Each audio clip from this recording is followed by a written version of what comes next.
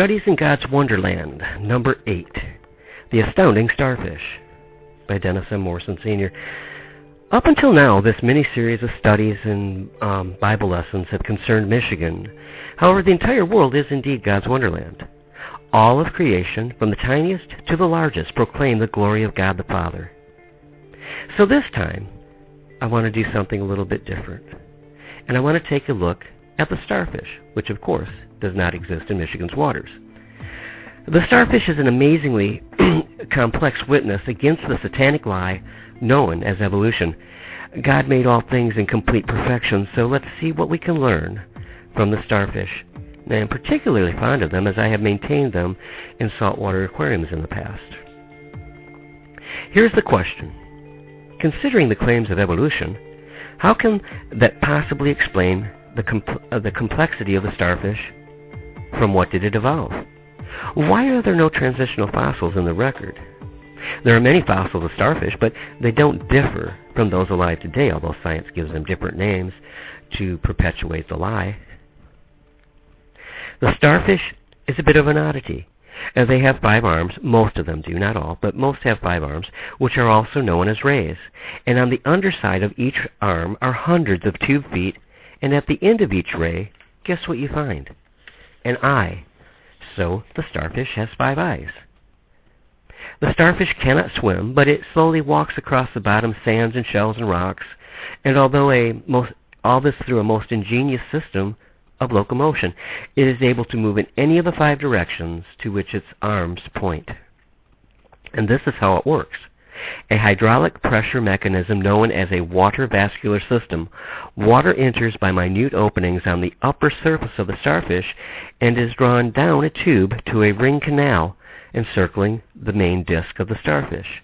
From this circular ring canal go 5 radial canals, 1 for each arm, and each of these connect by short branches to hundreds of pairs of tube feet, which are hollow cylinders that end in suckers. And on each tube foot is a muscular sac. When this sac contracts, the water, prevented by a valve from flowing back into the radial canal, is forced into the tube foot, and this extends the tube foot, which attaches to the substratum by its sucker.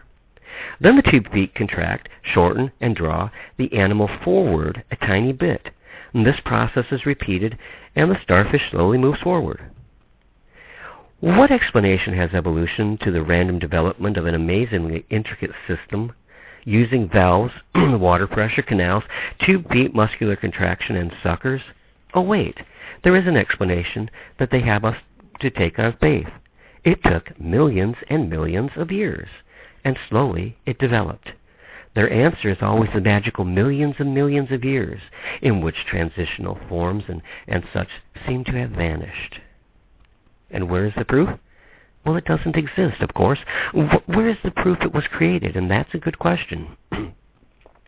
Look with awe at the complexity and incredible design of the starfish, or any creature. The question here, more to the point, is not how did this evolve? The question should be, who is God, this most magnificent designer? Most consider him some untouchable, unseen entity that exists far beyond our reach. Really, such is not the case at all. You need only look to the opening books of the New Testament to realize that he is very approachable. We see God the Creator through the magnificence of all he designed and how everything works so intricately together. And from this, we can know for certain that he is the greatest scientist to have ever been or ever will be. In Genesis, we're told that he merely spoke and all things came to be, and I believe that to be the truth. But there's something that we don't often consider.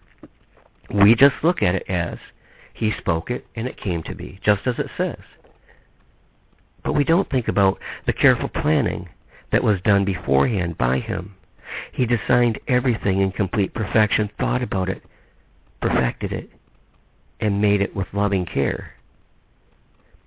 Even now, after thousands of years since Eve disobeyed God, then made her sin worse by attempting Adam to partake of it, which brought the curse upon all creation, still the brilliance of God's work shines in his creation. I want to change direction here and talk about the starfish on a personal level, those that I mentioned earlier that I maintained in several aquariums. These at least were amazing and docile creatures. One of the starfish was a quite common type, beige color and perhaps 4 to 4.5 inches across, and it was quite fascinating to watch as he seemed to glide across the bottom and over the rocks, and when attached to the glass I could watch the intricate movement of those astounding tube feet. To me, this creature displayed an intelligence which was not evolved as a trait, but special knowledge of special design and programmed into the starfish's DNA by its creator and by our creator.